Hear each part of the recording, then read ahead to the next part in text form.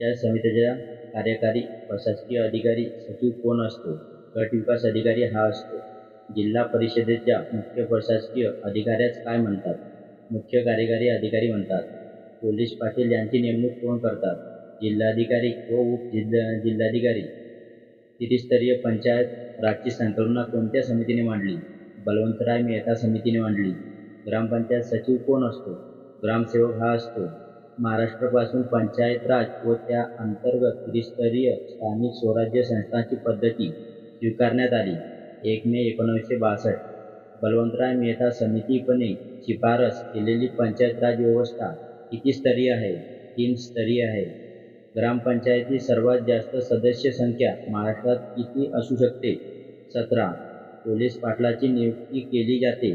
महाराष्ट्र ग्राम police अधिनियम 1967 नुसार तलाठ्याची नेमणूक करण्याचे अधिकारी सध्या कोणास आहे? जिल्हाधिकारी.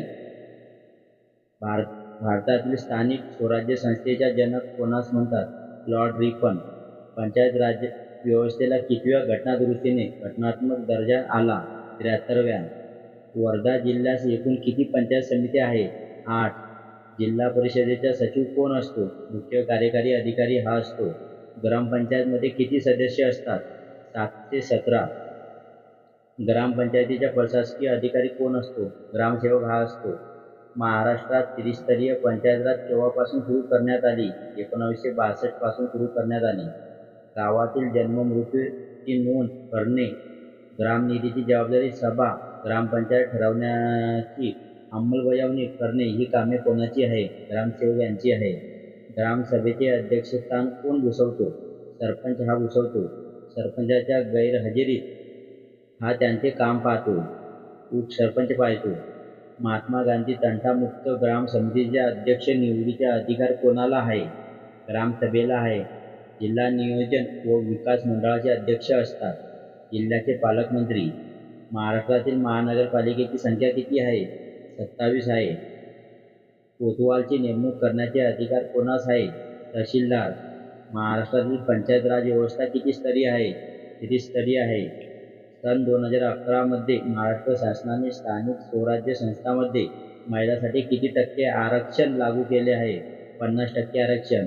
राज्यातील आगामी नगरपरिषद निवडणुकीमध्ये एकूण जागांपैकी किती टक्के जागा महिलांसाठी राखीव आहे? 0.5.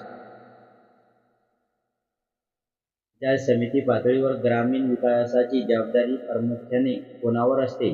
गट विकास अधिकारी. पंचायत राज व्यवस्थेतील निम्न स्तर कोणता? ग्रामपंचायत. गावातील पीक पाणी कोण करतो? तलाठी हा करतो. खेड्यातील कायदा व सुव्यवस्था राखण्याचे काम कोण करीत असतो? पोलीस पाटील. जिल्हा परिषदेची ही सर्वात महत्त्वाची समिती आहे. सहाय्य समिती. पोलीस पाटील पदासाठी पात्र ठरवण्यासाठी उमेदवाराची कमीत कमी वयोमर्यादा किती आहे? 25 वर्ष. पंचायत समिती पातळीवर विकासाची जबाबदारी प्रामुख्याने कोणावर असते? गट विकास अधिकारी. महसूल खात्याचे ग्राम स्तरावरील दप्तर कोण हा सांभाळतो? तलाठी सांभाळतो. महाराष्ट्रातील पंचायत राज व्यवस्था किती स्तरीय आहे? 3 स्तरीय आहे. पुढीलपैकी कोणता ग्रंथ स्वातंत्र्यवीर सावरकरांनी लिहिला नाही? गुलामगिरी हा नाही लिहिला. स्वातंत्र्यवीर सावरकर यांनी 1904 मध्ये कोणती क्रांतिकारकांची संघटना स्थापना केली? अभिनव भारत. अकबराच्या महसूल व्यवस्थेचा प्रमुख कोण होता? तोरडमल. बलवंतराय मेहता यांच्या शिफारशींना पंचायत राज असे नाव कोणी दिले? पंडित नेहरू यांनी दिले. पंचायत राज योजनेचा सर्वप्रथम स्वीकार भारतात कोणत्या 2 राज्यांनी केला? राजस्थान व आंध्र प्रदेश. स्वराज्य पक्षाचे ध्येय काय होते? ब्रिटिश साम्राज्याअंतर्गत स्वराज्य. सत्यमेव जयते हे घोषवाक्य कोणी लोकप्रिय केले? मदन मोहन मालवीय. महाराष्ट्रातील पंचायत राजाच्या आकृतिबंध निश्चित करण्यासाठी सर्वात प्रथम कोणती कमिटी नेमली होती? वसंतराव नाईक. ग्रामसभांना मान्यता कोणत्या कायद्यानुसार देण्यात आली? 1958चा ग्रामपंचायत कायदा. ग्रामपंचायतीच्या निवडणुकांमध्ये मतदाराचे वय किती वर्ष असणे आवश्यक असते? 18 वर्ष. ग्रामसेवकाची निवड कोणामार्फत केली जाते? जिल्हा निवड समितीमार्फत.